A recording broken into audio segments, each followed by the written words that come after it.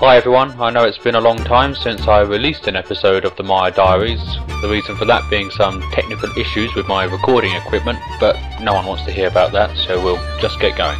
A quick reminder to those of you who are new to this series, there are some previous episodes detailing my trip around Europe and letting you know how I got here. So the last time I spoke to you I was in the glorious city of Prague, which was certainly one of the highlights of my trip. And coming off the train at Budapest, the first thing I noticed was the completely oppressive heat. I was also taken aback by the amount of people setting up and playing chess. I'm not quite sure what it was all about, maybe some sort of gambling, I don't know. Now the building you're looking at now is the location of our hostel. These pictures really don't do it justice. We chose every other hostel based on reviews and recommendations, whereas this one was simply because of a photograph of their hallway on steps. After getting ourselves established and rested, we made our way to the city in the late evening. I hadn't eaten anything substantial all day, and the first place we came across didn't serve any food, but instead had a large selection of strong Hungarian beer. So having to look for somewhere to eat in a slightly tipsy state led us to a restaurant where the waiter approached me saying that I could get my first drink free, watch Sky Sports, and be lavished with live gypsy music.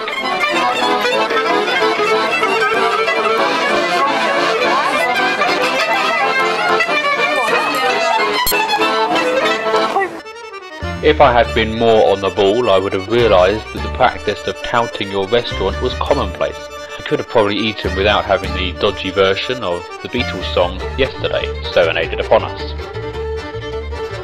The next morning was just as hot. We made our way across the river Danube and up the hill on the opposite side to be greeted by this statue. We hopped from shade to shade and enjoyed fantastic views.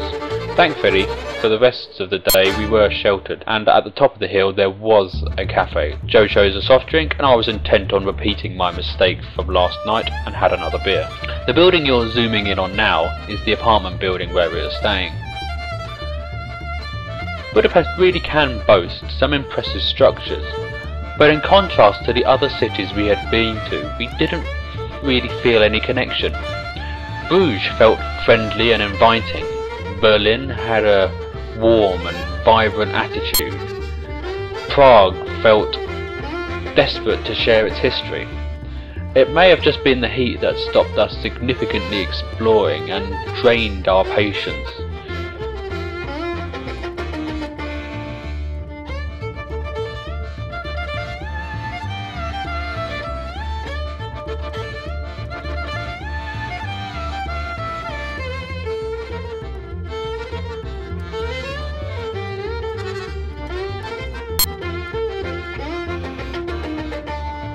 The parliamentary building that you can see here does deserve a special mention as an object of particular grandeur and beauty.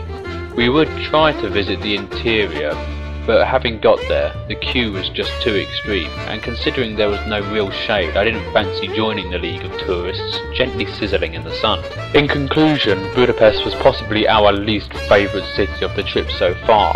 We could certainly appreciate the beauty of the city's structures, but the minor points of annoyance just couldn't be ignored. However, I did have my best vegetarian meal so far. It was a deep fried zucchini and aubergine fritters with a lemon and mayonnaise dip. Considering that everything else was either trying to sneak meat into my diet or deep fat fried with layers of grease, I was very grateful. See you next time for our final city in this series, Vienna, and a little something special for those who enjoy the industrial rock.